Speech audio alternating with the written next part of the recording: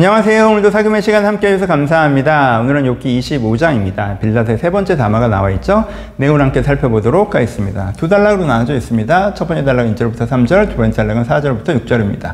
첫 번째 단락에는 어떤 내용이 나와 있습니까? 하나님의 위대하심에 대해서 이야기하고 있죠. 하나님의 주권, 하나님의 군대, 하나님의 능력, 하나님이 이렇게 대단한 분이다 라는 이야기를 하고 있습니다. 두 번째 단락은 무슨 얘기를 하고 있습니까? 그 하나님 앞에서의 인간의 미숙함에 대해서 이야기하고 있습니다.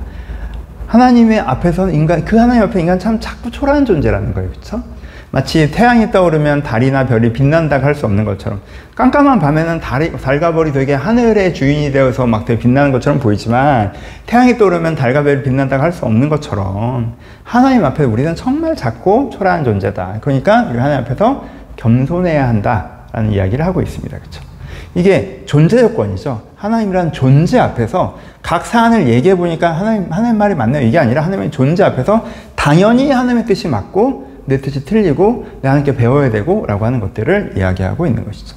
그러니까 가벼운 예를 들어보면, 만약에 동네에서 내가 스케이트 제일 잘 타는 사람이에요. 그래서 다른 사람한테 스케이트 막 가르쳐주고 내 스스로 생각하기에도 이제 내 스케이트는 거의 완성형인 것 같아. 근데 이제 어느 날 이제는 내 동네 이 스케이트장에 초청으로 해서 김연아님 같은 분이 오셔. 이상환님 같은 분이 딱 오셔. 최고의 권위자가 온 거예요. 그래서 그분이 나한테 스케이트 잘 타신다면서요? 그럼 뭐라고요? 저 잘 타요. 그래. 아니요. 저 스케이트 잘. 한번 타는 거 보여주세요. 그럼 예, 그럼 보시고 한번 지적해 주시면 너무 영광이겠어요. 이게 존재의 권위잖아요. 그 앞에서, 그렇죠? 그렇게 되는 거란 말이에요. 근데 거기서 스케이트 잘 타신다면서 예, 저 좀 탑니다. 우리 경기 한번 해볼까요? 뭐 내가 이길 수도 있는 거 아닌가? 이런 부분 이렇게 고치시면 좋을 것 같아요. 그래요? 난 그렇게 생각 안 하는데 오히려 그거 좀 고치시는 게 낫지 않겠어요? 이렇게 하는 사람이 있으면 이 사람 미친 거죠. 그렇죠? 그렇다는 거예요. 그래서 우리가 이 존재권이 하나님이 위대하신 분이라는 걸 알기 때문에 우리가 사안 하나하나에 대해서 하나님께 설득돼서 하나님 맞네요 라고 하는 게 아니라, 그걸 다 까기 전에도 하나님의 맞음을 내가 인정하고 배우고자 하는 태도를 갖는 거, 이게 중요하다라는 말씀이에요. 그렇죠? 이게 되게 맞는 말씀이고 좋은 말씀이죠. 새 친구 얘기 중에 되게 이상한 말은 많지는 않아요. 그렇죠? 그래서 이거 일반적인 적용을 먼저 해보죠. 일반적인 적용을 먼저 할 수 있겠죠. 우리가 어떤 사람에게 이 말씀이 좀 되게 필요한 말씀이겠어요. 하나님이랑 자기를 자꾸 동급에 놓고 토론하려고 하는 사람. 그렇죠? 하나님, 이건 왜 이렇게 하세요? 좀 이렇게 해주세요. 설명을 해봐요. 설득을 해봐요. 내가 납득이 가면 할게요. 이렇게 가는 사람. 그렇죠?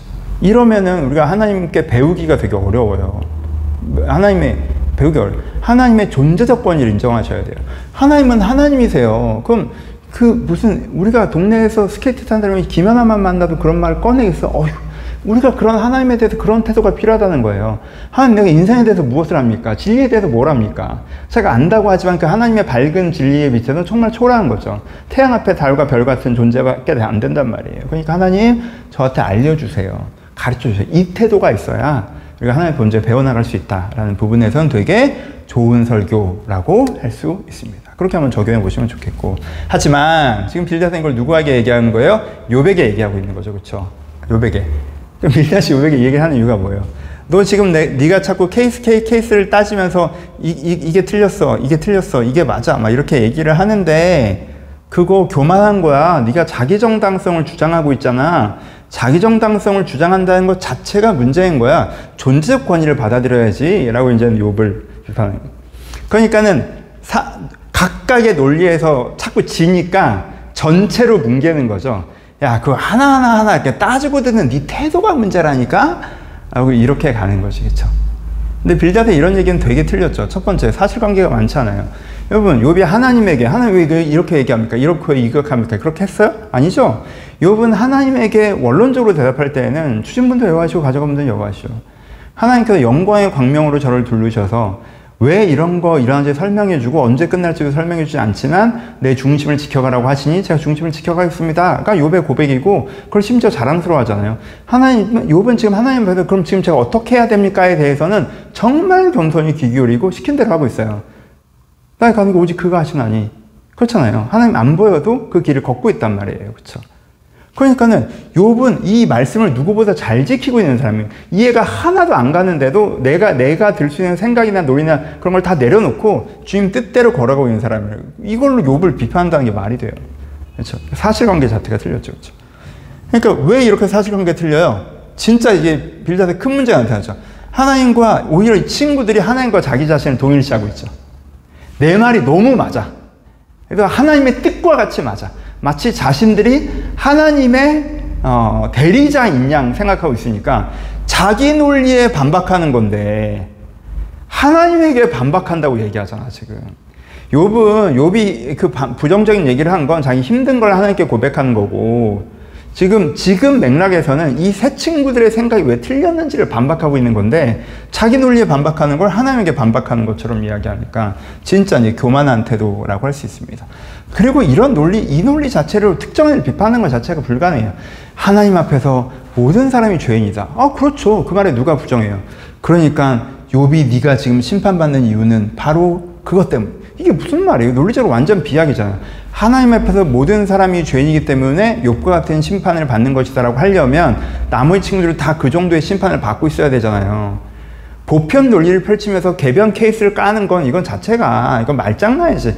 이거 논쟁하거나 토론할 때 그런 장난치는 사람은 되게 별로지. 수준 낮은 사람들 하는 거죠. 하여튼 그런 것들도 있어서 문제라고 할 수 있습니다. 그래서 빌닷의 25장을 보시면 두 가지 적용. 하나는 내가 혹시 하나님의 존재적 권위를 인정하지 않고 하나님 앞에서 너무 심취된 내 의견을 얘기하고 있지 않나. 겸손히 배우는 태도가 필요하다가 첫 번째. 두 번째, 나도 혹시 때로는 이렇게 나에게 유리한 논리를 펼쳐서 내가 그냥 이겨먹으려고만 하고 있진 않나라는 부분. 이건 하도 많아서 적용해 보셨으면 좋겠습니다. 마무리하죠. 여러분, 이제는 친구들이 욥을 비판하는, 이렇게 친구들이 말도 안 되는 말로 욥을 비판한 거 이제 오늘이 마지막이에요. 되게 많이 보셨어요. 그러니까 진짜 끝났구나도 있지만 여러분, 이번에 언제 우리가 또 이거 한 장 한 장 친구들 얘기를 다 읽겠어요. 깊이 한번 생각해 보셨으면 좋겠어요. 이 친구들과 같은 단점이 나한테 있어서는 절대 안 되겠다라고 해서 마음에 깊이 반면교사로 삼으시는 시간이었으면 좋겠습니다. 친구들의 잘못 많지만 한 6가지로 정리해 볼까요? 첫 번째는 설교 시간에 얘기했죠. 선한 의도, 어리석은 생각, 해로운 행동. 이게 친구들의 행동을 그냥 규정할 수 있는 표현들이죠. 내 의도가 선하다는데 너무 많은 의미를 부여하지 마세요. 내 의도가 선하다. 이건 설교 시간에 많이 얘기했습니다. 그렇죠? 두 번째는 이제 환경의 우위, 권위의 우위. 이건 뭐예요? 내가 저 사람보다 상황이 좋으니까 뭔가 내가 저 사람한테 조언해 줄 수 있는 입장이라고 생각하는 거. 이거 진짜 그리스도인이면 절대 하면 안 되는 거. 너무너무 부끄러운 거예요. 너무너무 부끄러운 거예요.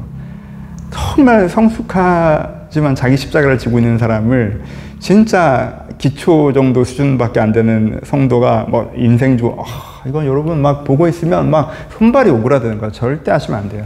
환경의 우위가 권위의 우위에 있지 않습니다. 권위의 우위가 되지 않습니다. 세 번째는 닫힌 생각의 문제가 욥의 친구들의 문제죠. 듣지 못하는 귀의 문제입니다. 계속 나오는 거죠. 이 친구들은 어떻게 해요? 여러분, 사람이 대화라는 걸 하려면요, 내가 가지고 있는 전제, 그래서 그 전제로부터 전개된 논리, 그래서 내 적용점, 내 해석이 있고, 저 사람이 갖고 있는 전제, 저 사람이 전개하는 논리, 저 사람의 적용, 해석점, 이거를 일단은 공이 양쪽의 입장을 이해해야 대화라는 게 되는 거예요. 그러니까 맞다 틀리다를 떠나서 나는 이런 전제와 이런 논리로 이런 해석을 하고 있는데 넌 저런 전제와 저런 논리로 저런 해석을 하고 있구나 라는 걸 해야 되는 거예요. 근데 상대방이 어떤 전제와 어떤 전개, 어떤 논리적 전개, 어떤 걸 하는지를 아예 무시하고 내 논리에서만 보면 계속 욥이 이상한 말을 한다고만 얘기해요. 그래서 욥이 무슨 말을 해도 욥이 충분히 이해할 수 있게 설명을 해도 모르겠고 너 왜 내 말을 못 알아들어하고 자기 했던 얘기 또 하고, 그쵸? 이해가 안 되니까 말꼬투리만 잡고 그럼 뭐 그렇다는 거야? 내 관점에서 딱 보니까 너 그렇다는 거야? 하고 말꼬투리 잡고 늘어지고 막. 그래서 내가 이렇게 듣는 귀가 없으면 다른 사람과 이야기하면서 생각을 확장할 수가 없고 다른 사람의 생각을 내 안에 들어올 수가 없어요. 그래서 내가 듣는 귀를 갖자. 내가 닫힌 생각이 아니라 열린 생각. 내 전제, 생각의 전개, 그리고 적용점. 상대방의 전제, 나랑은 다르겠죠? 논리적 전개, 적용점. 이게 이렇게 되는 거구나. 그래서 어떤 부분이 생각이 닿고 어떤 부분이 생각이 다르구나라는 걸 입체적으로 이해할 수 있는 능력이 우리가 필요합니다. 여기서 이제 네 번째는 고통의 이유와 하나님의 교제에 대한 이 사람들의 이해, 영적 이해 수준 자체가 낮은 게 문제가 됐죠. 고통의 이유는 자기 잘못 때문만이 아니라, 계속 말씀드려요. 자기 잘못 때문만이 아니라 타인의 잘못, 그리고 사명의 고통도 있는데 이 사람들은 그걸 몰랐고요. 하나님과 교제할 때도 우리가 존엄하신 하나님 앞에 겸손히 얘기한 것도 있지만 아버지 하나님 앞에 정서적으로 얘기한 것도 있는데 이 사람들이 그걸 몰랐어요. 이 자기의 수준의 한계가 있었고. 다섯 번째는 시간의 사고. 이건 지난주 어제도 말씀드린 거지만 욥의 오늘을 최종 결론인 것처럼 보고 자꾸 얘기를 하잖아요. 너 이렇게 됐잖아. 그러니까 문제가 아니, 과정이라는 거잖아요, 과정. 나의 길 오직 그가 아시오니. 과정이란 말이에요. 그러니까 우리가 우리의 삶을 바라볼 때도 오늘을 최종적인 결론인 것처럼 두고 내 인생을 재해석하시면 안 돼요. 지금 잘 살고 있으니까 내가 잘 살아왔다도 아니고, 지금 못 살고 있으니까 내가 못 살아왔다도 아니란 말이에요. 오늘도 과정이라는 거. 시간적 사고가 있어야 되고, 여섯 번째가 이게 진짜 자주 나오는 거죠. 여러분, 때에 안 맞는 말.